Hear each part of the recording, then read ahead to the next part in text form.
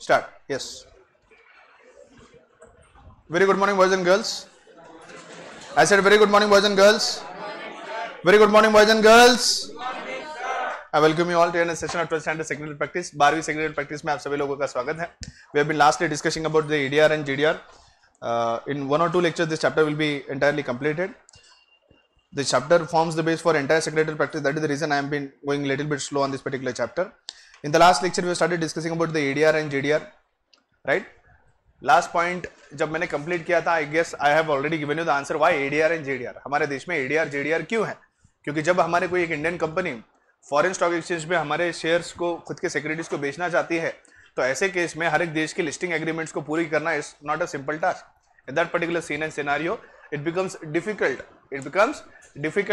for the particular company to follow all the laws and procedures for rest of the countries, but company having good returns, good reputation, goodwill can easily procure finance or raise finance from foreign investors.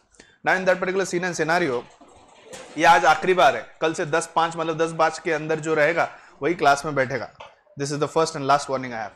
So ADR जो foreign investors जो है, ऐसे लोगों को जो लगता है कि भाई जो फॉरेन इन्वेस्टर्स है और वो फॉरेन इन्वेस्टर्स हमारे कंपनी में निवेश या इन्वेस्ट कर सकते हैं, ऐसे लोगों के लिए ये एडीआर और जीडीआर का ऑप्शन है. बालवीर इधर आ, चलिए फास्ट चल. वीआईपी सीट, हर सीट मेरे लेक्चर में यहीं बैठना. तो इधर आ, कम फटाफट हॉट सीट पे आ. बालवीर उठ जल्दी उठ, टाइम पास मत कर मेरे पास पहले टाइम नहीं. चल चले चल लवकर चल. हळू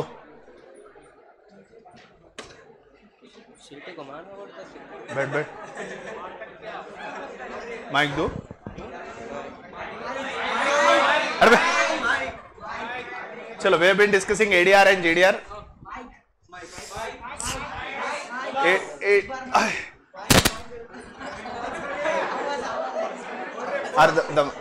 ठीक है, we have been discussing ADR and GDR. ADR GDR के बारे में हम डिस्कस करते. लास्ट वाले लेक्चर में हमने देखा था कि हमारा बालवीर कहां गया, अल्ट्रामो रॉयल फ्लैक्स प्लेयर कहां चला गया, अमेरिका. अब अमेरिका जाने के बाद अमेरिका का सिटीजन बन गया. Now he wants to invest in shares and securities of Reliance, which is an Indian company. Now for Reliance to sell its shares in New York stock exchange, it has to get its shares listed, it has to get the company listed on the recognized stock exchange, then it will be listed company where it can sell its shares in the New York Stock Exchange. But that is not the case. जैसे रिलायंस का 50 देश से ज्यादा देशों में operation है. हर एक देश में अगर अपनी वो सिक्योरिटी बेचना चाहे और वहां के इन्वेस्टर अगर लेना चाहे, तो हर एक देश के स्टॉक एक्सचेंज पे उन्हें लिस्टिंग या रजिस्ट्रेशन करवाना होगा, तब जाकर वहां पे वो सिक्योरिटीज बेच सकती है. Which becomes a difficult task. इसीलिए we have ADR and GDR, not इसीलिए वी हैव जीडीआर. एडीआर तो सिर्फ नाम है, इसीलिए जो बेसिक नाम उसका क्या है, GDR. We call it as global depository receipts.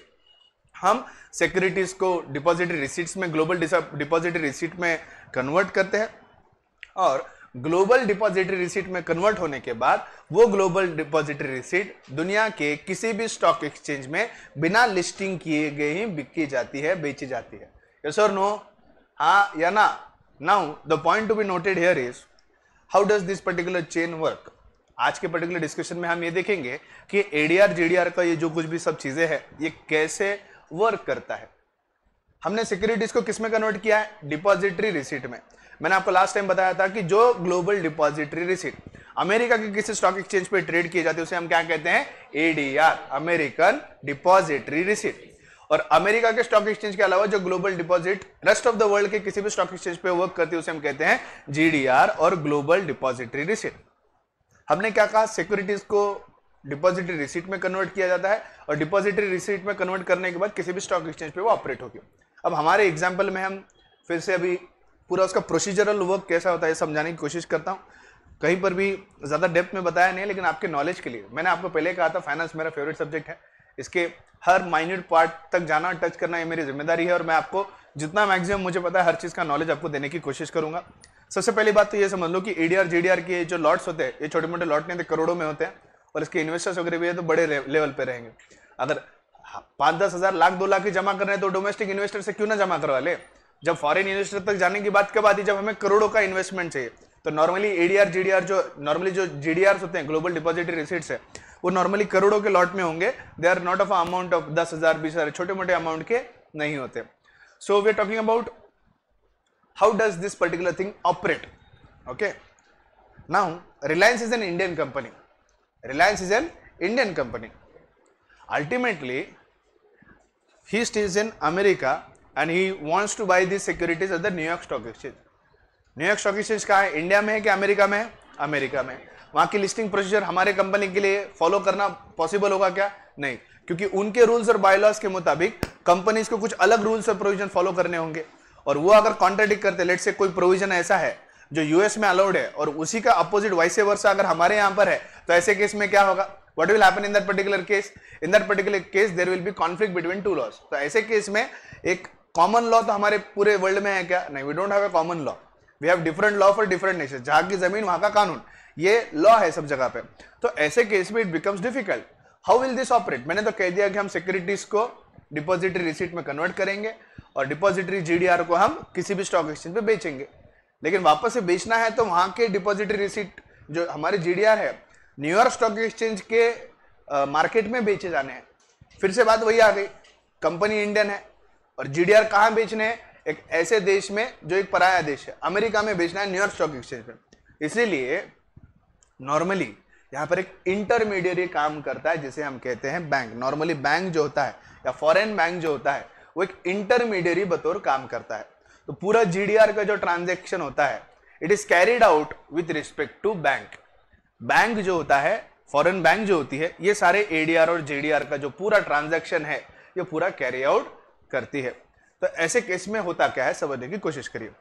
अब रिलायंस को 10 करोड़ के सिक्योरिटीज देने हैं, हाँ या ना बालवीर, 10 करोड़ के सिक्योरिटीज देने हैं, और ये 10 करोड़ के सिक्योरिटीज बतौर डिपॉजिटरी रिसीट खरीदने वाला कौन है, बालवीर खरीदने वाला अपना चिंटू खरीदने वाला है ना, चिंटू अपना 10 करोड़ की रिसीट्स खरीदने वाला है। हाँ, तब 10 करोड़ की रिलायंस की सिक्योरिटी, प्लीज 10 करोड़ की रिलायंस की सिक्योरिटीज एक लॉट बनाकर, एक बंच बनाकर, ये 10 करोड़ के securities Reliance company bank of New York को देते हैं। किसे देते हैं, बैंक ऑफ न्यूयॉर्क, जो इंटरमीडिएरी बैंक रहेगा जो पूरे इस एडीआर जीडीआर के ट्रांजैक्शन को रन करता है, उस इंटरमीडिएरी फॉरेन बैंक को सिक्योरिटीज ट्रांसफर किए जाते हैं। किसे ट्रांसफर किए जाते हैं, उस इंटरमीडिएरी बैंक को। तो ये बैंक बीच का गारंटर बनता है दोनों के लिए, रिलायंस कंपनी के लिए भी और एडीआर कंपनी के लिए भी। अब रिलायंस कंपनी जब 10 करोड़ के सिक्योरिटीज बेच रही है तो 10 करोड़ रुपए आने भी चाहिए ना उनको, 10 करोड़ रुपए आने भी चाहिए, उसकी भी गारंटी लेना चाहिए। और जो फॉरेन इन्वेस्टर 10 करोड़ के एडीआर में इन्वेस्ट कर रहा है उसे भी ठीक तरह से रिटर्न्स मिलने चाहिए उसका, तो उसका भी कोई ना कोई गारंटी लगता है। तो दोनों के बीच में गारंटर और मिडलमैन बनने का काम कौन करता है, तो होता है फॉरेन बैंक। तो रिलायंस क्या करता है, अपने 10 करोड़ के सिक्योरिटीज बैंक ऑफ न्यूयॉर्क को, जो उनके फॉरेन बैंक है, उससे ट्रांसफर करता है। फिर जब रिलायंस के सिक्योरिटीज और शेयर्स न्यूयॉर्क के बैंक को ट्रांसफर किए जाते हैं, फिर न्यूयॉर्क बैंक क्या करता है, इस 10 करोड़ के रिसीट्स बनाता है, जिसे हम अमेरिका के ट्रेडिंग में इसे क्या कहेंगे, एडीआर। इसे क्या बोलेंगे हम, American depository receipt. Depository receipt मतलब कौन सा टाइप ऑफ कैपिटल आ गया, ओन्ड या बोरोड, ओन्ड या बोरोड, यानी कोई रसीद देकर हम पैसे ले रहे हैं। जब कोई रसीद या पेपर देकर, डेफिनेशन ऑफ डिपॉजिट क्या कहता है, acceptance of deposit in any form, either in the form of money receipt in any form of deposit, money receipt in any form of loan, or no, not loan, money receipt in the any form of deposits। definition क्या है please, और any other form। अभी देखो हम एक तरह की receipt ही दे रहे हैं और रसीद देकर हम पैसे ले रहे हैं। अब वो रसीद क्या है, एडीआर, अमेरिकन डिपॉजिटरी रिसीट। ये रसीद दी जाएगी और ये रसीद को अब रिलायंस ने 10 करोड़ की सिक्योरिटीज किसे दी है, बैंक ऑफ न्यूयॉर्क को, वहां की जो बैंक रहेगी वो, राइट।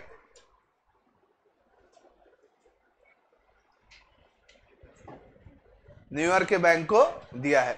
अब न्यूयॉर्क के बैंक को देने के बाद, न्यूयॉर्क के बैंक को देने के बाद न्यूयॉर्क बैंक क्या करती है, इस सिक्योरिटीज को डिपॉजिटरी रिसीट में कन्वर्ट करती है। A company itself cannot convert the depository receipt, the securities into depository receipt. The securities will be converted into depository only by the middleman intermediary foreign bank. जो intermediary foreign bank रहेगी, सिर्फ उन्हीं के पास अधिकार होता है हमारे रिलायंस कंपनी के सिक्योरिटीज को डिपॉजिटरी रिसीट में कन्वर्ट करना। और जब ये डिपॉजिटरी रिसीट में कन्वर्ट होता है उसके बाद ये न्यूयॉर्क स्टॉक एक्सचेंज पे ट्रेड किए जाएंगे। अब ये depository receipt New York stock exchange पे ट्रेड तो हो रही है, लेकिन इसकी ट्रेडिंग अथॉरिटी किसके पास है, न्यूयॉर्क बैंक, जो वहां की बैंक है। इंडिया की बैंक है क्या? नहीं है। ऑलरेडी न्यूयॉर्क बैंक जो रहेगा उनका और उनका एग्रीमेंट वैसा रहता है, एडीआर जीडीआर जो ट्रेड करते हैं उनका ऑलरेडी वहां पर एग्रीमेंट रहता है। तो यहाँ पे रिलायंस का कोई रोल है क्या? नहीं। चिंटू कहां पर है? अमेरिका में। न्यूयॉर्क स्टॉक एक्सचेंज में वो क्या खरीद रहा है? सिक्योरिटीज खरीद रहा है। किसके? रिलायंस के खरीद रहा है? खरीद रहा है, लेकिन डायरेक्टली खरीद रहा है क्या? नहीं, इनडायरेक्टली खरीद रहा है इन द फॉर्म ऑफ एडीआर। तो अब चिंटू जो है ये 10 करोड़ रुपए के एडीआर बाय करेगा, 10 करोड़ के एडीआर बाय करेगा। और 10 करोड़ के जब एडीआर बाय करेगा इसे क्या मिलेगी? डिपॉजिटरी रिसीट, जो किसने इशू की है? बैंक ने। जो किसने इशू किए है? बैंक ने। बैंक ने किस आधार पे की है? बैंक को जो सिक्योरिटीज इशू किए गए उसके बदले में उन्होंने रिसीट इशू किए, जिसके बदले में 10 करोड़ रुपए आएंगे और वो 10 करोड़ रुपए फिर वो फॉरेन बैंक रिलायंस कंपनी को पास ऑन करेंगे। बात समझ में आ रही है? ट्रेडिंग कैसे हो रही समझ में आया? अब नॉर्मली सिक्योरिटी की ट्रेडिंग ऑनलाइन में कैसे होती है? हम स्टॉक एक्सचेंज पे लिस्टिंग करते हैं, हमारे शेयर डायरेक्टली मार्केट में बिकते हैं और पैसे डायरेक्ट कंपनी को आ जाती है। बीच में इंटरमीडिएट कोई है क्या? उतना नहीं। यहाँ पर क्या है? सिक्योरिटीज हम पहले फॉरेन बैंक को दे रहे हैं, वो उसे डिपॉजिटरी रिसीट में कन्वर्ट कर रहे हैं और फिर वो डिपॉजिटरी रिसीट को बेचा जाता है स्टॉक एक्सचेंज पे और पैसे उसके बाद पैसे जो है वो कलेक्ट किए जाते हैं। Getting my point? प्रोसीजर समझ में आ रहा है? रिलायंस कंपनी के सिक्योरिटीज फॉरेन बैंक को दिए जाते हैं, फॉरेन बैंकिंग सिक्योरिटीज को डिपॉजिटरी रिसीट में कन्वर्ट किए जाते हैं और बाद में ये डिपॉजिटरी रिसीट फ्रीली किसी भी रिकॉग्नाइज्ड स्टॉक एक्सचेंज पे ट्रेड किए जाते हैं। सो इजीली फॉरेन इन्वेस्टर्स क्या बाय कर रहा है? Securities of other companies belonging to other countries. So India की जो भी बड़ी बड़ी कंपनियां हैं इस तरह से अपने सिक्योरिटीज को डिपॉजिटरी रिसीट में कन्वर्ट कर कर बड़े आसानी से जो है वो ट्रेड करती है और अपने सिक्योरिटीज बेचकर फॉरेन इन्वेस्टर्स के द्वारा पैसा प्रोक्योर करती है। समझ में आया? एडीआर जीडीआर सब समझ में आया? प्रोसीजर किसी कुछ पूछना है? Any doubt? Anything to ask? Yes और नो? राइट? क्योंकि ये सिक्योरिटी भले इक्विटी शेयर्स है लेकिन इक्विटी शेयर्स का फॉर्म बदल दिया हमने। क्या किया? उसको डिपॉजिटरी रिसीट। और डिपॉजिटरी रिसीट मतलब क्या हो गया? वो बोरोड कैपिटल हो गया। Even if it is equity shares which are given as security, still this will be considered as a borrowed capital and not owned capital, क्योंकि फॉर्म उसका कन्वर्ट हो चुका है। अभी ओके एंड क्लियर? तो इस पूरे ट्रांजेक्शन में कितने पार्टीज होते हैं? 3। एक होता है कंपनी जो कन्वर्ट करना चाहती है, दूसरे होता है वो इंटरमीडिएट फॉरेन बैंक और तीसरा होता है डिपॉजिटरी रिसीट या फिर स्टॉक एक्सचेंज। ये एडीआर कहां ट्रेड किया जाएगा? न्यूयॉर्क स्टॉक एक्सचेंज में, एनवाईसी में, न्यूयॉर्क स्टॉक एक्सचेंज में ये एडीआर जो है वो ट्रेड किया जाएगा। और जो इन्वेस्टर है डायरेक्टली रिलायंस के शेयर खरीद रहा है क्या? नहीं, he is buying ADR of bank of New York. Are you getting my point? So bank of New York तो उनकी लोकल बैंक है, तो उसको रिस्क है क्या? उनको रिस्क है क्या? इन्वेस्टर को रिस्क नहीं है। अब रिलायंस के लिए एक बैंक के साथ डील करना जो गारंटी ले रहा है तुम्हें पैसे दे दूंगा मैं, तो उसके लिए भी रिस्क है क्या? नहीं है।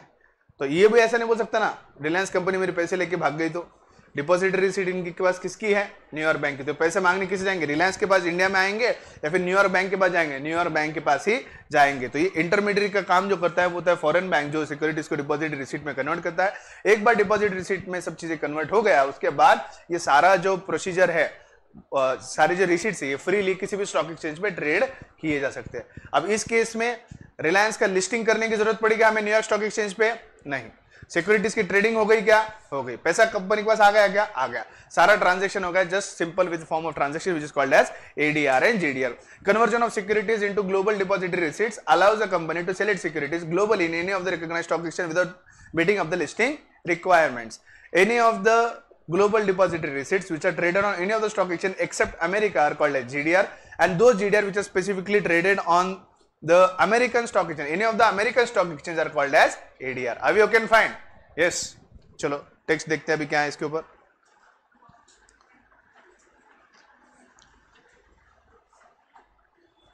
In India, the shares of a public company are listed and traded on various stock exchange like Bombay Stock Exchange and National Stock Exchange. Please make it very clear that both are on Dalal Street, Mumbai itself. NSE National Stock Exchange इसका मतलब वो दिल्ली में नहीं है, दोनों की दोनों कहां पर है? मुंबई में है। With the adoption of free economic policy and due to globalization, some Indian company shares are also listed and traded on foreign exchange like New York Stock Exchange or National Association of Securities Dealer Automated Quotation, that is NASDAQ. To list the shares of the stock exchange, company has to comply with the policies of those stock exchange. क्या बोला है वहां पर? Underline करो। To list the shares on the stock exchange, company has to comply with the policies. Comply with the policies of the stock exchange. Underline करो। Underline comply with the policies. चलो भाई pencil दे दो, लोगों की pencil है।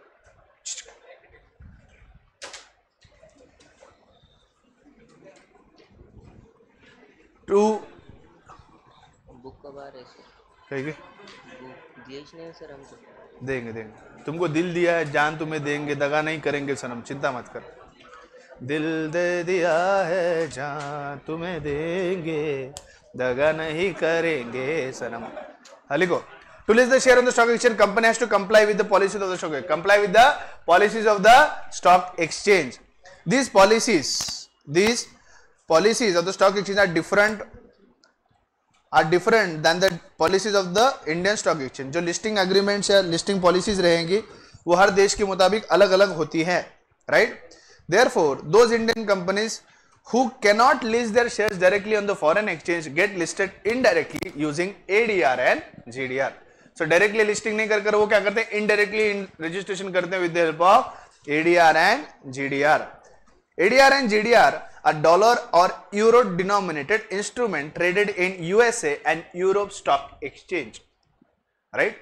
ADR and GDR जो euro में trade होते हैं उसे हम नॉर्मली GDR कहते हैं, जो अमेरिका में होते हैं वो ADR कहते हैं, लेकिन यूरो को छोड़कर बाकी देशों में भी जो ग्लोबल डिपॉजिटरी ट्रेड होते हैं उसे GDR ही कहा जाता है, right? Indian company issue shares to the intermediary called as depository. Now who is the depository? Underline. Depository कौन है? Foreign bank. डिपॉजिटरी कौन है? Foreign bank. Bank of New York, city group etcetera act as a foreign depository bank. इस depository को क्या कहते हैं हम? Foreign depository bank. The depository banks issues ADR and GDR to the investors against the shares. Company ने क्या transfer किए? Shares. किसे ट्रांसफर किए हैं? फॉरेन डिपॉजिटरी बैंक को. और इस सिक्योरिटीज के बदले में न्यूयॉर्क बैंक जो है हमारे इन्वेस्टर्स को क्या इश्यू कर रहे हैं? शेयर्स इश्यू कर रहे हैं या depository receipts? Depository receipts. The ADR and GDR represent the fixed number of shares. These ADR are then sold to the people in the foreign country. The ADR and GDR are traded like regular shares. इनकी trading कैसी होती है? Regular shares. लेकिन वहां पे रिलायंस नाम नहीं आता, उसके ऊपर क्या आता है? ADR या GDR नाम आता है, राइट? उसका अंडरलाइंग सिक्योरिटी शेयर्स होती है रिलायंस के, लेकिन मेजर टाइटल वो ADR GDR है जिसके लिए न्यूयॉर्क बैंक रिस्पॉन्सिबल होगा. Next, they are listed on stock exchange. The price fluctuates depending upon the demand and supply. जैसे अभी रिलायंस कंपनी अच्छा परफॉर्म कर रही है तो न्यूयॉर्क स्टॉक एक्सचेंज में रिलायंस कंपनी की ADR की प्राइस ज्यादा होगी, राइट? अगर टाटा कंपनी बेहतर कर रही है, इन्फोसिस बेहतर कर रही है, तो इन्फोसिस कंपनी की जो ADR होंगे वो वहां के स्टॉक एक्सचेंज में ज्यादा प्राइस कोट करेंगे, depending on the demand and supply of the ADR and GDR in the market. जैसे शेयर्स की डिमांड ज्यादा तो शेयर के दाम बढ़ते हैं, शेयर के डिमांड कम हुई तो उसके दाम कम होते हैं. ठीक उसी हिसाब से जिन कंपनियों के परफॉर्मेंस अच्छे हैं उनकी ADR की डिमांड ज्यादा होगी और उनके प्राइसेस ज्यादा होंगे, and vice versa. They are listed on stock exchange. The prices fluctuate depending upon the demand and supply. Both ADR and GDR are depository receipt, but the only difference is the location they are traded. Difference किसके basis पे है? Location they are traded. If depository receipts is traded in USA, it is called as American depository receipts. जैसे मैं आपको बताते आ रहा हूं. And if traded in a country other than USA, it is called as global depository receipt. Are we okay and fine? Right? Next point. Non-resident NRI and foreign nationals can invest their money in India by purchasing ADR and GDR. कहाँ है Chintu? America में. America को citizen होगा तो, है ना? तो America citizen को होगा, फिर भी वो इंडियन कंपनी में, रिलायंस कंपनी में इन्वेस्ट कर रहा है. डायरेक्टली इन द शेयर्स और indirectly with the help of ADR and GDR. Indirectly with the help of ADR and GDR. The company pays dividend in home currency to the depository bank and depository bank converts into the currency of the investor and pay dividend. क्या equity shares के ऊपर dividend pay होता है? Yes. अब मैंने बोला जैसे अब लिस्टिंग हुआ है, लिस्टिंग के केस में अब ये बॉम्बे स्टॉक एक्सचेंज में आके शेयर्स खरीदता है, वहां से भी डिविडेंड का प्रॉपर फॉलोअप लो, ये लो वो लो, सब चीजें करते बैठने पड़ेगी. फिर ये चक्कर यहां पर नहीं है. अब रिलायंस कंपनी ने 10 करोड़ के शेयर्स दिए, उसके ऊपर समझ लो 1 करोड़ का डिविडेंड है, तो रिलायंस कंपनी हर एक इन्वेस्टर्स को ढूंढते नहीं बैठेगी. रिलायंस कंपनी क्या करेगी? सीधा one lot amount, one lump sum amount 1 crore का डिविडेंड लेगी और न्यूयॉर्क बैंक को दे देगी, और न्यूयॉर्क बैंक ADR के होल्डिंग के मुताबिक हर एक व्यक्ति को डिविडेंड का पेमेंट कर देगा. तो इसको चिंता करने की जरूरत है क्या मेरा डिविडेंड आएगा नहीं आएगा? डिविडेंड देने की जिम्मेदारी कौन ले रहा है? Bank. Thumb rule says bank always win. ये सब काम करने के लिए बैंक कमीशन लेती है, फ्री में कोई काम नहीं करता, right? The exchange on which the GDR is traded are follows. दुनिया में ऐसे बहुत लिमिटेड ऐसे स्टॉक एक्सचेंज है जिसपे ADR GDR की ट्रेडिंग होती है. हर एक स्टॉक एक्सचेंज पे ADR GDR की ट्रेडिंग नहीं होती. हमारे BSE NSE में ADR GDR की ट्रेडिंग नहीं है, We don't have it on BSE and NSE. London Stock Exchange, Luxembourg Stock Exchange, Nasdaq Dubai, Singapore and Hong Kong Stock Exchange. These are the 5 major stock exchanges जहां पर ADR और GDR की bulk में trading होती है. कल मैं पूछूंगा do find out the Indian companies who have issued ADR as well as GDR. कल मुझे जितने भी हो सके उतने कंपनियों के नाम कल बताना. तुम भी बताना ADR GDR की एक कंपनी का नाम जिन्होंने ADR और GDR इशू किया है. क्या ठीक है? Is it okay? हाँ रिलायंस. मेरा चिपकाओ मत, मेरा हो गया रिलायंस. अब दूसरा तुम बोलना पड़ेगा. चलो ठीक है. Next point commercial bank. Okay, what is commercial bank?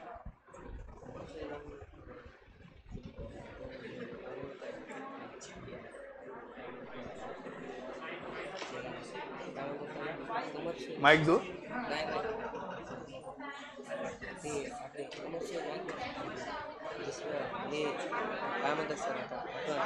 छान. कमर्शियल बँक म्हणजे काय? दिल दिया गल्ला. थोडे इकडे ना.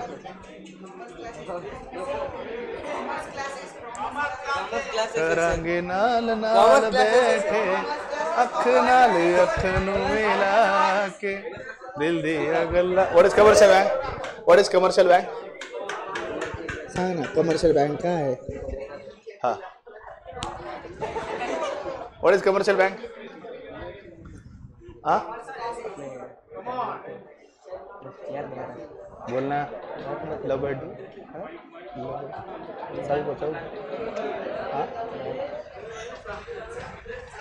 चलिए एनीबडी? यस हनीसा. कहाँ गए? यस दीदी. What is commercial bank? What except deposit? Riya, what is commercial bank? Chakraborty अभी थोड़े दिन पहले हुआ OCM में. बोलो बोलो ना. बोलो जल्दी बोलो. एकुलता एकच आहे, तेच उपकार आहे. हा रिया. अच्छा अच्छा अच्छा. गजेंद्र बोलो. बोलो गजेंद्र. गजेंद्र बोलो. अच्छा रिया तुम बताओ. बताओ रिया, बताओ ना. What is commercial bank?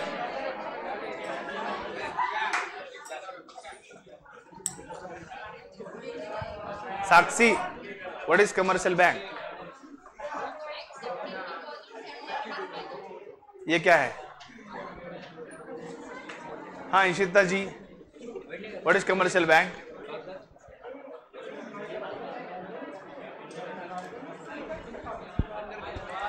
हाँ best friend, what is commercial bank? हाँ हाँ आवाज निकालो जरा जोर से. Individual deposit. हाँ Matra, what is commercial bank? Good morning. हाँ वेरी गुड मॉर्निंग. कैसे सब ठीक ठाक? ब्रश विश करा, दातुन वितुन ले. उंगली कराऊंगी थोड़ा ऐसे, काला मंजन. Good morning. Commercial bank.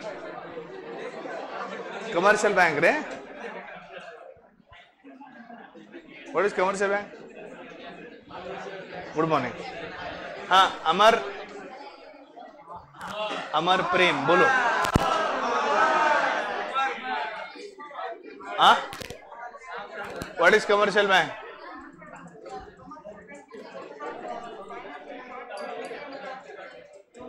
हाँ क्या बोलिए अमर? अबे मास्क निकाल के बोल बे. पतंगे बोले. पतंगे पतंगे बताइए. लाजू नको लाजू नको लाजू नको. कल कैसे फील ले रहा था? दिल संभल जा जरा. बताओ संभल जा जरा बोल. हाँ ए ओए ओए ओए. हाँ नलगिल कल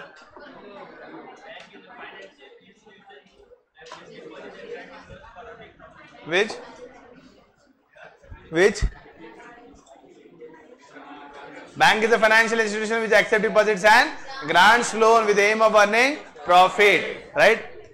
Now understand, we have started with the next point of borrowed capital, sources of borrowed capital, that is commercial bank, right? Commercial bank. Naik do? No. Commercial bank. तू काय कर असं अंडरलाइन कर काय पकड त्याच्यावर अंडरलाइन कर. चलो, we all know there are number of sources. We all know that there are number of sources of finance.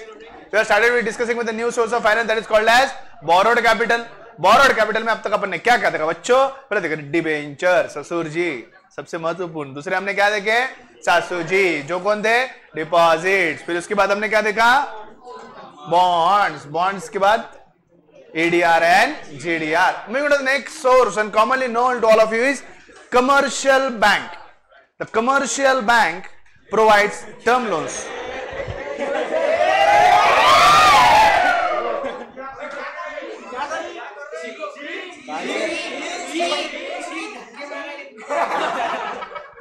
तुमचे विचार तुमच्याकडेच ठेवा, आम्हाला नकोय तुमचे विचार. साथिया तूने क्या किया? Commercial bank. अच्छा, what is commercial bank? Commercial bank is a financial institution which accepts deposits and grant loan, है ना? Commercial bank is a financial institution which accepts deposits and grant loan. So commercial bank is a financial institution which accepts deposits and grants loan with the aim of earning profit, right? Loan ये शब्द बहुत common है, किसी भी चीज का loan मिल सकता है. आपने को लोन किस लिए चाहिए? पिलो पबजी के लिए. वो जगह खरीदने का, उसको जगह खरीदने के लिए लोन चाहिए पबजी का. Royal pass. मैंने बताया कि किस्सा, हमारा एक स्टूडेंट था, बहुत ही होनहार, बहुत ही मतलब बहुत ही ऐसा पॉपुलर स्टूडेंट था, like star boy, bad boy, Rishabh ji Jethwani. You know Rishabh Jethwani? हाँ. तो हमारे ऋषभ ने क्या किया था, एक दिन है ना 10,000 रुपए लिया था, और 10,000 रुपए लेके एक ड्रेस खरीदा था. किस पे? तो पबजी में. पबजी में 10,000 रुपए खर्चा करके पेमेंट, ऑनलाइन पेमेंट करके ड्रेस खरीदा. मतलब बता तो 10,000 का ड्रेस कैसे दिखता पबजी का. देखा तो वो एक वो कांच का जगह पहना था. मतलब क्या तुम लड़की की ड्रेस पहन रहे हो? नहीं बोली बहुत भारी थे. क्या कुछ भी करती है तुम लोग. हाँ, कमर्शियल बैंक. सॉरी, इधर नहीं मारने का, छोटा दिमाग रहता. Sorry sorry sorry sorry sorry sorry sorry sorry sorry बस Namas.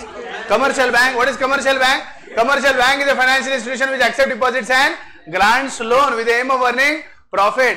और grants loans में हम यहाँ पर डिपॉजिट की बात नहीं कर रहे हैं. हम यहाँ पर डिपॉजिट की बात नहीं कर रहे. हम बिजनेस कर रहे हैं. हम पैसा जमा नहीं करके हमको पैसा चाहिए. Corporate finance deals with financing decision which talks about procurement of finance. Business से पैसा लाना है, बिजनेस से पैसा देना है, पैसा लाना है. So we are specifically talking about loans which are provided by the commercial bank. In secretarial practice, whatever we are discussing right now is not deposit, not part and parcel of our concern and discussion, because company wants money. Company is not giving deposits. So यहाँ पे जो हम part discuss करेंगे, that is only loans. We all know bank provides different products and different types of loan, right, for meeting up the working capital requirements and also meeting the fixed capital requirements. Bank has different types of loans such as short-term loans, medium-term loans, long-term loans. Whenever loans are given for a period of less than 1 year, ono baby, they are called as commercial bank. Nice. Whenever loans are given for a period of less than 1 year, they are called as commercial bank. Very good. बहुत आगे जाओगे. क्यों? घेतो sir. एवढे कष्ट कशाला करतोस? कष्ट फक्त मी. हाँ, अरे आएगा सब आएगा. हाँ, अभी सेलेक्ट नहीं किया. अब हमें सबको पता है कि बैंक, जो कमर्शियल बैंक है, जो बिजनेस के अलग अलग फाइनेंशियल रिक्वायरमेंट्स के लिए अलग अलग तरह के लोन देते हैं. ये लोन जो है शॉर्ट टर्म होते हैं, मीडियम टर्म होते हैं, लॉन्ग टर्म होते हैं. बिजनेस के फिक्स कैपिटल रिक्वायरमेंट्स के लिए भी बैंक के पास सोर्सेज ऑफ फाइनेंस होते हैं.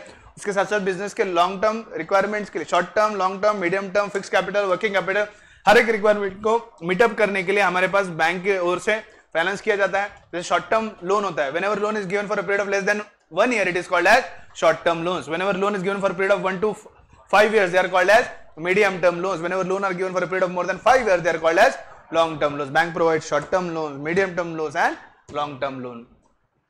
Bank also provides finance and various methods for meeting up the working capital requirements, जैसे कि overdraft facility, cash credit. These are few of the examples which are sources of finance which are provided by the commercial bank to the business to meet the working capital requirements. अगर हमें fixed asset खरीदना है, machinery खरीदना है, तो उसके ऊपर term loan 10 साल का बड़े आसानी से मिल जाता है. So it is a source of long term source of finance also. अगर हमें इन बिटवीन कुछ रिनोवेशन करवाना है तो उसके लिए 3-4 साल का लोन चाहिए, तो उसके लिए भी लोन बैंक प्रोवाइड करती है. और अगर हमें कुछ टूल्स एंड इक्विपमेंट्स खरीदने 1 साल के लिए जिसकी वैल्यू कम है, तो उसके लिए 1 साल से कम का वक्त का भी लोन हमें मिलता है. तो बैंक किसी भी बिजनेस के शॉर्ट टर्म, मीडियम टर्म और लॉन्ग टर्म फाइनेंशियल नीड्स को फुलफिल करने के लिए काम करता है. Right. So there are number of sources of financing, short term, medium term business requirements. But अगर हम बोरोड कैपिटल की बात करें, देखो मैक्सिमम हमारे यहाँ ऑपरेटिंग जो बिजनेस ऑर्गेनाइजेशन है, they are sole trading concern India में. Right. We hardly have less number of joint stock. Parbhani की बात कर लो, कुछ 100 के अंदर जॉइंट स्टॉक कंपनियों के लिए मैक्सिमम ऑर्गेनाइजेशन जो है आइदर पार्टनरशिप है, सोल ट्रेडिंग कंसर्न सबसे ज्यादा है, उसका 2 नंबर पे है पार्टनरशिप फर्म. तुमको चुल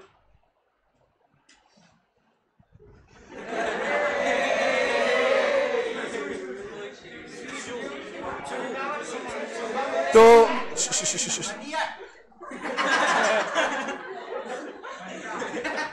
so what we see, most of the organizations are sole trading concern. Please, most of the organizations are sole trading concern or partnership firm. So in case of sole trading concern and partnership, firm, what happens is we do not have the authority for issuing debentures. Can a sole trading concern issue debentures? No. Right? Can a sole trading concern accept deposits? No. Sole trading concern cannot accept deposits. Sole trading concern cannot issue debentures. Now, what is to be understood here is, हमारे India में market में business में सबसे majorly, सबसे commonly जो चीज इस्तेमाल की जाती है in source of borrowed capital, it is nothing but the loans given by the commercial bank. हर फॉर्म ऑफ बिजनेस ऑर्गेनाइजेशन को अगर बोरोड कैपिटल चाहिए तो वो एक ऑर्गेनाइजेशन देगा, that is commercial bank. Among these commercial bank issued the most predominant source. किसी भी कंपनी की बैलेंस शीट निकाल लो, किसी भी कंपनी की बैलेंस शीट निकाल लो और उनको बोरोड कैपिटल का स्ट्रक्चर चेक करना, आपको यही दिखेगा बोरोड कैपिटल में कंट्रीब्यूशन, ये पैसा सबसे ज्यादा कमर्शियल बैंकों का ही होता है. डिबेंचर्स भी इशू किए होंगे कंपनी ने, डिपॉजिट भी एक्सेप्ट किए होंगे, कमर्शियल बैंकों से लोन भी लिया होगा, लेकिन सबकी टैली करके देखो मोर देन 50% अमाउंट आपको बोरोड कैपिटल का किसी भी कंपनी में कमर्शियल बैंक का लोन ही दिखेगा. Not more then 50%. Maximum company तो डिबेंचर इशू करने के चक्कर में जाती ही नहीं है. मैक्सिमम कंपनी सीधा कमर्शियल बैंक के साथ डील करती है, उनके पास से लोन लेती है. तो 100 में से 90 केसेस में कंपनियों की बैलेंस शीट में आप बोरोड कैपिटल में एक ही चीज मेजरली देखोगे, that is loan taken from commercial banks. Right. Commercial bank play a significant role in corporate financing in India. Commercial banks, by introducing variety of the deposit schemes tailored to individual depositors' need, mop up the savings of the people and make the use of savings to meet the varied requirements of the corporate enterprises. Corporate enterprise या business के लिए finance या money requirement होती है. इसे meetup करने के लिए उनके पास अलग अलग डिपॉजिट स्कीम होते हैं, फिक्स डिपॉजिट, अलग अलग डिपॉजिट्स. इन डिपॉजिट के स्कीम के द्वारा, डिपॉजिट के द्वारा जो अपने सेविंग्स है उसको वो डिपॉजिट करवाती है और उसी पैसे का इस्तेमाल करके कॉर्पोरेट फाइनेंस के फाइनेंशियल रिक्वायरमेंट्स को, नीड्स को वो मीटअप करते हैं. Commercial bank assess the corporate enterprise as follows. So जो कमर्शियल बैंक है ये कॉर्पोरेट को या जॉइंट स्टॉक कंपनी को किस हिसाब से फाइनेंस की रिक्वायरमेंट्स को मीटअप करने के लिए असिस्ट करता है. First, granting term loans to the companies. Term loan यानी टेन्योर के मुताबिक जो लोन दिए जाते हैं उसे हम कहते हैं टर्म लोन. जब 1 साल से कम समय के लिए होता है तो वो कौन सा टर्म लोन होता है? Short term. 1 से 5 होगा तो मीडियम टर्म, 5 से ज्यादा होगा तो लॉन्ग टर्म. तो टेन्योर के हिसाब से जब लोन प्रोवाइड करने का काम जो है वो बैंक और कमर्शियल बैंक जो है वो करती है. Next, by subscribing to the shares and debentures of the company. कुछ बैंक कंपनियों के शेयर्स और डिबेंचर्स को भी बाय करते हैं, सब्सक्राइब करते हैं. सो ऐसे केस में बैंकों की ओर से क्या जा रहा है? पैसा. और बैंकों को क्या मिल रहा है? Securities. By underwriting the issue of the securities of the company. और अंडरराइटिंग भी कंपनी, बैंक कंपनियों का जो इश्यू ऑफ शेयर्स होता है उसका अंडरराइटिंग का काम भी करती है कंपनी, बैंक करती है. राइट. अंडरराइटिंग के बारे में मैंने बताया था कि जब कभी भी इश्यू ऑफ शेयर्स होता है तो उसका मिनिमम सब्सक्रिप्शन कितना चाहिए? 90%. कितना सब्सक्रिप्शन चाहिए? 90%. तो ये 90% सब्सक्रिप्शन का गारंटी कौन लेता है? बैंक. कल को कितना भी कम हो जाए तो उतना एडिशनल शेयर से बैलेंस शेयर सब्सक्राइब करने की गारंटी कौन लेता है? बैंक, जिसे हम कहते हैं अंडर राइटिंग अग्रीमेंट। सो इन दोनों तीनों तरीके से अंडर राइटिंग एग्रीमेंट के द्वारा, direct buying and selling of securities के द्वारा, और by granting the term loans for various period are the various methods by which the commercial bank finances the corporate enterprises. Commercial bank also play a vital role in providing short-term finance. Short-term finance हम किसके लिए लेते हैं? Working capital requirement या fixed capital requirement? Working capital requirements, जिसका example है overdraft facility. Overdraft normally एक हफ्ता, 2 हफ्ता या 1 महीने के लिए दिया जाता है। आपके बैंक में बैलेंस नहीं, फिर भी आपको ओवरड्रॉ करने की अथॉरिटी मिलती है। तो overdraft facility short term fund requirement के लिए होगी या लॉन्ग टर्म के लिए? Short term. CC cash credit का इस्तेमाल हम किस लिए करते हैं? वर्किंग कैपिटल या फिक्स कैपिटल के लिए? वर्किंग कैपिटल के लिए। They have become primary source of financing working capital of the business. In India, primary source of financing working capital are bank and the trade credit. हमारे यहाँ working capital requirement की working capital जो requirements है, उस working capital requirements को fulfil करने के दो हमारे पास, तसे करो नको पल्लू ले, ऐसा नहीं करते हमारे इसमें आला उड़ने पल्लू लटे के तारो। तो भाई long term source of borrowed capital में तो बात साफ है कि bank provide long term loans, लेकिन वर्किंग कैपिटल रिक्वायरमेंट को भी मीट करने के लिए दो मेजर सोर्सेज जो है of finance for a company is trade credit. Trade credit माने आपको कितना दिन का क्रेडिट मिल रहा है। आपने सप्लायर से माल खरीदा है और सप्लायर आपको 30 दिन का टाइम दे रहा है पेमेंट के लिए, that is nothing but the trade credit which is one of the source of working capital requirement. इसके अलावा ट्रेड क्रेडिट के क्या है? Bank credit. बैंक आपको जो है क्रेडिट जो है देती है, जैसे in the form of discounting of bill of exchange. Discounting of bill of exchange के साथ साथ बैंक और क्या प्रोवाइड करती है? Overdraft facility. इसके साथ साथ क्या करती है? Cash credit. ये सारे फैसिलिटीज प्रोवाइड करके आपके वर्किंग कैपिटल रिक्वायरमेंट्स को फुलफिल करने का काम बैंक करती है। Bank have introduced many innovative schemes for disbursement of the credit. They are as follows. Starting with the first point, अभी अपने को कौन से यहाँ पे? Overdraft facility, cash credit, cash loans and discounting. अभी देखो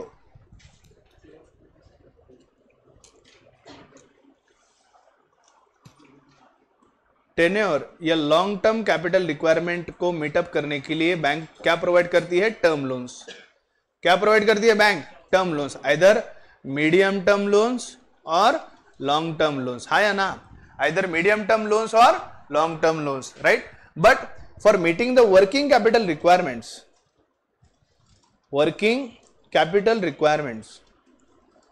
सबसे पहली बात, वर्किंग कैपिटल रिक्वायरमेंट कितने पीरियड के लिए होती है? लॉन्ग टर्म या शॉर्ट टर्म? शॉर्ट टर्म, क्योंकि वर्किंग कैपिटल क्या होता है? Circulating capital. क्या होता है ये? Circulating capital. कैपिटल को रॉ मटेरियल में कन्वर्ट किया जाता है, रॉ मटेरियल को फिनिश गुड में कन्वर्ट किया जाता है, फिनिश गुड को सेल करके फिर से कैपिटल कन्वर्जन होता है। तो वर्किंग कैपिटल रिक्वायरमेंट कितना है हमारे लिए? लॉन्ग पीरियड या short period? Short period. Term loans के बारे में समझने की बात ही नहीं है। जब कंपनी को 5 साल से ज्यादा के वक्त के लिए पैसा लग रहा होगा तो उस वक्त के लिए पैसा प्रोवाइड जो करते हैं, टर्म लोन जो बैंक देती है, that is nothing but a source of finance of the long term capital. यहाँ पे अलग अलग प्रोडक्ट्स का डिस्कशन जो यहाँ पे स्पेसिफिकली 4 पॉइंट दिए गए हैं, starting with the first point that is called as overdraft facility. It relates overdraft facility, cash credit, cash loans, discounting of bill of exchange. ये 4 पॉइंट ऑफ डिस्कशन हमें जो यहाँ दिए गए, जो आज हमें कंप्लीट करने हैं, they are specifically related only to working capital requirements. They are related only to working capital requirements. Starting with the first point, overdraft facility. पहला पॉइंट है OCM वाले छोड़कर, what is an overdraft facility? OCM student will not answer. बोल, what is overdraft facility? OCM को OCM का sorry यार, गाड़ो छोड़। हाँ,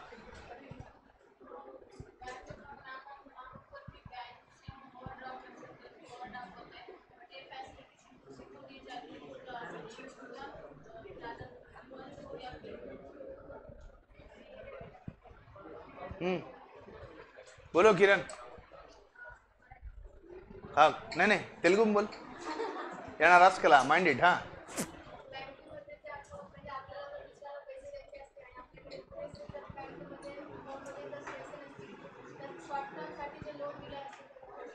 त्याला ओवरड्राफ्ट म्हणतात, कोणालाही मिळेल का? मग आता तर म्हणले पैसे दिले जातील, मग कोणालाही दिले जातील, मलाही दिले पाहिजे।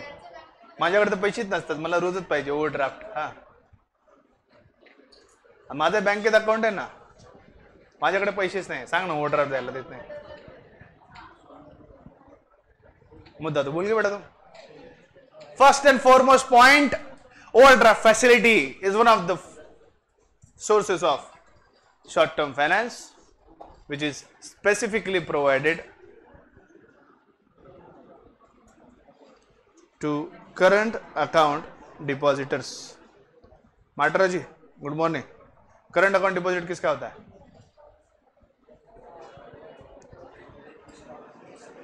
करंट अकाउंट किसका होता है बैंकों में?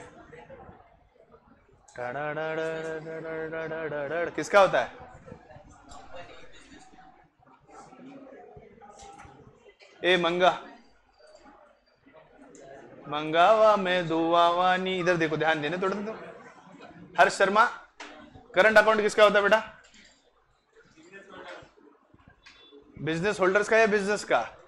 Current account deposits is open by businesses, is open by businesses. First and foremost point to be understood here is overdraft facility is available only to a current account depositor. Saving account depositor कौन होते हैं? Business होता है या individual होते हैं? Individual. तो individual को ये फैसिलिटी अवेलेबल है क्या? नहीं. करंट अकाउंट डिपॉजिटर को ये फैसिलिटी जो है वो अवेलेबल करवाई जाती है. Are we getting my point? Are you getting my point? Yes. So current account deposit holder को ओवरड्राफ्ट फैसिलिटी दी जाती है. ओवरड्राफ्ट का मतलब होता है ओवरड्रॉ. ओवरड्राफ्ट का मतलब है ओवरड्रॉ. अभी बीच में फिर से लॉकडाउन लगा, 2-3 महीने तक व्यवहार सब ठप थे, कोई फीस जमा नहीं हुई. मुझे हर महीने में 2 लाख रुपए की जरूरत है. लास्ट के महीने में 2 लाख रुपए मेरे पास है नहीं, मेरे फिक्स्ड एक्सपेंसेस मीटअप करने के लिए. लास्ट महीने मेरे पास 2 लाख रुपए है नहीं. अब 2 लाख रुपए की जरूरत मुझे 30 दिन के लिए है, क्योंकि 7 जून के लगभग ऑफलाइन क्लास शुरू होने वाला, उसके बाद मेरे पैसे आने वाले थे. लेकिन 2 लाख रुपए की अभी मुझे सख्त जरूरत है for a period of 30 days. But I don't, for making the payments of faculties, rent वगैरह सब पेमेंट करने के लिए मुझे 2 लाख रुपए की जरूरत है. अब 2 लाख रुपए मेरे पास 1 महीने के बाद लगभग आएंगे. आज के डेट में मेरे पास पैसे नहीं है और महीने की पहले तारीख को मुझे 2 लाख रुपए का पेमेंट करना है. अब ऐसे केस में मुझे पैसा सिर्फ 30 दिन के लिए चाहिए. साल भर के लिए, 2-3 साल के लिए तो मैं लोन ले लेता. जब मुझे 2-3 साल के लिए पैसा चाहिए नहीं, सिर्फ 30 दिन के लिए, कम वक्त के लिए चाहिए, तो फिर मैं क्यों बैंक से लोन लूं ना? I want it for a very short period. So go to bank and say भाई मेरा बैंक यूको बैंक, मैंने कहा मुझे 30 दिन के लिए पैसा चाहिए 2 लाख रुपए, कुछ प्रोडक्ट है तो बताओ यार, 30 दिन में ले देख के वापस कर दूंगा मैं, तुम्हारा जो भी ब्याज लेना है छोटा मोटा ले लेना. तो set we have an overdraft facility. हमेशा के जैसे मेरे अकाउंट में बैलेंस कितना है? 0.00. हमेशा के जैसे मेरे बैंक अकाउंट में बैलेंस कितना है मेरा? 0.00. Now 0.00 is the balance I have in my bank account. I have to make payment of 2 lakh rupees to all the faculties and everyone for my fixed expenses. और आज है महीने की 28 तारीख, बस अभी 2 दिन बाकी है. 2 दिन के बाद मुझे 1 तारीख को 2 लाख रुपए का पेमेंट करना है. तो मैं बैंक के पास जाता हूँ, बैंक को बोलता हूँ कि आप मेरा रिकॉर्ड देखो, आप मेरा करंट अकाउंट ओपन करके देखिए, पिछले 2 साल से मेरा क्लास चल रहा है, 2 साल में कितना मेरा टर्नओवर रहा है, क्या मेरे अकाउंट में किसी का चेक आज तक बाउंस नहीं हुआ, मेरा ये रिकॉर्ड है. सारी चीजें रिकॉर्ड जब मेरा चेक किया जाएगा, ऐसा नहीं किसी को भी ओवरड्राफ्ट दी जाता है. जो नया करंट अकाउंट रहेगा, अभी कल अकाउंट खोला, आज ओवरड्राफ्ट मांगो तो आज नहीं मिलता. कम से कम 1 साल आपका बैंक के साथ जाना पड़ता है. 1 साल आपका पूरा टर्नओवर वो चेक करते हैं, आपके ट्रांजैक्शन चेक करते हैं, क्या आपके अकाउंट से किसी का चेक बाउंस हुआ है क्या आपने अकाउंट में बैलेंस नहीं होने के बाद भी किसी को चेक दिया है क्या, आपके अकाउंट का टर्नओवर कितना है, वो सारी चीजें, एवरेज टर्नओवर कितना है, आपके अकाउंट में साल भर में एवरेज बैलेंस कितने हैं, वो सब चीजें चेक करने के बाद बगैर कोई सिक्योरिटी लिए for a short period of less than 30 days bank provides a facility which is called as overdraft facilities. Overdraft का मतलब होता है ओवरड्रॉ. तो आपको ओवरड्रॉ करने का अधिकार मिलता है. मेरा अकाउंट में बैलेंस कितना है? 0.00. अब मुझे 2 लाख रुपए की जरूरत है. बैंक ने कहा कि चलो सर आपका ट्रैक रिकॉर्ड अच्छा है, आपका बिजनेस भी अच्छा है, आपके अकाउंट में कोई घपला नहीं, कुछ नहीं, कोई आज तक चेक बाउंस नहीं हुआ, कुछ नहीं हुआ, तो आपको हम ओवरड्राफ्ट फैसिलिटी दे देते हैं. So they have given me an overdraft facility for 2 lakh rupees. तो जब ओवरड्राफ्ट अप्रूव होता है ना, तो 1 तारीख से पहले मेरे अकाउंट में कितने जमा हो जाएंगे पैसे? 2 लाख रुपए. ये मेरे अकाउंट में कौन डिपॉजिट करेगा? बैंक डिपॉजिट करेगी, राइट. और मुझे वापस से 30 दिन के भीतर मेरे अकाउंट में कितने जमा करने हैं? 2 लाख रुपए. और 30 दिन के भीतर जब मैं 2 लाख रुपए जमा कर दूंगा, वापस मेरे अकाउंट से डिडक्ट कौन करेगा? बैंक। पैसा कितने दिन के लिए दिया जा रहा है? 30 दिन के लिए। तो उसके ऊपर ब्याज भी उस हिसाब से थोड़ा सा निग्लिजिबल रहेगा। अगर 12% साल का है तो 30 दिन का कितना ब्याज लगाएंगे? 1% के मुताबिक वो ब्याज लगाएंगे। Are you getting my point? 12% per annum अगर इंटरेस्ट है तो एक महीने का इंटरेस्ट कितना लगेगा मुझे? 1%। वो हिसाब से इंटरेस्ट लगाकर 30 दिन के भीतर में जब पैसे भरूंगा वापस मेरे अकाउंट से डिडक्ट कर देंगे। पैसा नहीं है अकाउंट में, लेकिन सिर्फ थोड़े टाइम पीरियड के लिए मेरे अकाउंट में पैसा जमा कर रहा है, वापस से मेरे अकाउंट से वो निकाल लेंगे। इसके ऊपर कोई सिक्योरिटी हमको देनी नहीं पड़ती, क्योंकि ये बहुत शॉर्ट पीरियड के लिए लिया जाता है। Getting my point? जब अकाउंट में पैसा नहीं होने के बावजूद बैंक आपके अकाउंट में पैसा क्रेडिट कर सकती है, और जो पैसे का इस्तेमाल आप एक शॉर्ट पीरियड के लिए कर सकते हो, ऐसे फैसिलिटी को हम कहते हैं ओवरड्राफ्ट फैसिलिटीज। आपको मालूम है, मुझे मालूम है, आने वाले 30 दिन में मेरे पास फीस जमा हो जाएगी, उसमें से फीस में जमा कर दूंगा, 2 लाख रुपए जमा हो जाएंगे। So this facility which I have taken is called as overdraft facility. Now is this facility available for a long period? No, it is available for a very short period, right? This is called as overdraft. Any doubt? Any doubt?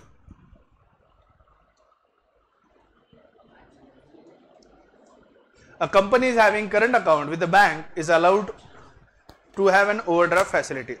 The borrower can withdraw funds as and when needed. He is allowed to overdraw his current account up to, यहाँ पे specifically दिया, underline करो current account, underline करो current account. He is allowed to overdraw his current account up to the credit limit. Overdraft की limit ये bank तय करती है। वो किसके बेसिस पे होता है? तो आपका एवरेज टर्नओवर के ऊपर होता है। मेरे बैंक अकाउंट का एवरेज टर्नओवर अगर 1 लाख रुपए का, do you think bank will give me an overdraft facility of 10 lakh rupees? But obvious no. If my average turnover is 10 lakh, then bank might give me an overdraft facility of 1 or 2 lakh. At least 10 times आपका 5 times तो भी average उसका आपका turnover. अगर मुझे 1 लाख रुपए का overdraft चाहिए तो मेरे करंट अकाउंट के रिकॉर्ड के मुताबिक एवरेज बैलेंस मेरे अकाउंट में कितना होना चाहिए? 5 लाख रुपए का मेंटेन होना चाहिए, तब जाके मुझे 1 लाख रुपए का ओवरड्राफ्ट मिलता है। तो ये सारा क्राइटेरिया चेक करके ओवरड्राफ्ट मिलता है। ऐसा नहीं करंट अकाउंट ओपन किया तो हर किसी को ओवरड्राफ्ट मिलेगा, ऐसा नहीं मिलता, right? Which is sanctioned by the bank. Within this stipulated limit any number of drawings are permitted. Repayment can be made whenever required during the time period. अब समझ लो मेरे अकाउंट को ओवरड्राफ्ट फैसिलिटी मंजूर हो गई तो मुझे हर बार जाकर ओवरड्राफ्ट फैसिलिटी के लिए परमिशन लेने की जरूरत नहीं। मैं जब चाहूं तब जीरो बैलेंस होने के बाद 2 लाख रुपए का एक्सेस अमाउंट विड्रॉ कर सकता हूं। हर बार मुझे जाकर बैंक को 2-2 लाख रुपए के ओवरड्राफ्ट की फैसिलिटी के लिए जो है परमिशन लेने की जरूरत नहीं है। एक बार मेरे अकाउंट को ओवरड्राफ्ट फैसिलिटी अटैच हो गई तो जब तक मेरा अकाउंट रहेगा तब तक उस अकाउंट में से 2 लाख तक की रकम में ओवरड्रॉ कर सकता हूं और स्टिपुलेटेड टाइम पीरियड में उसको रिपे कर सकता हूं।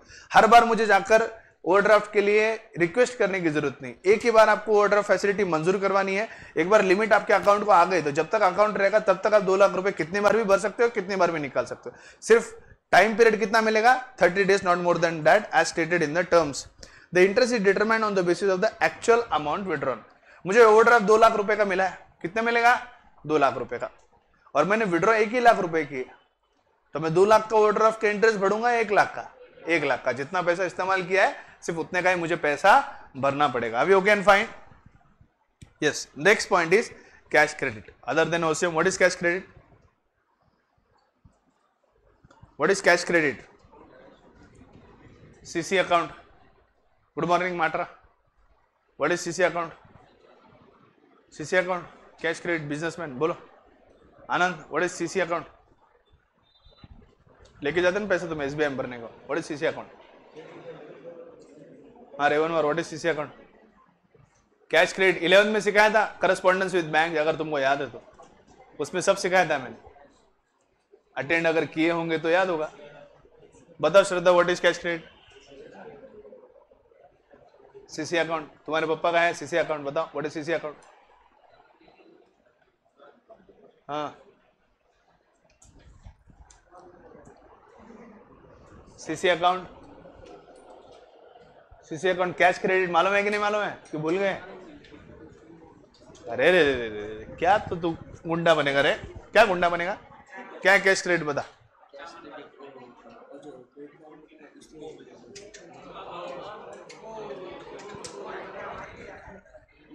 दो मिनट मेरे माइक ने। हाँ, दिल दिया गल्ला करांगे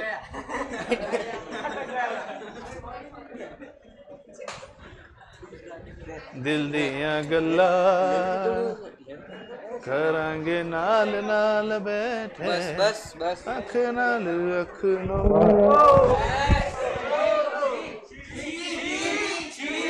पकड़ पकड़ कंधे पे हाथ रख का बोलो तुम का बोलो तुम का बोलो का बोलो का बोलो का बोलो बस का बोलो बहुत बस हो गया सर अभी बस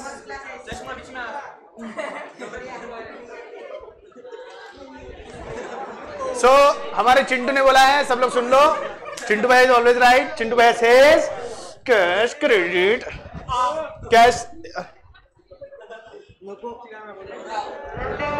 पकड़ूंगा मैं ना। So cash credit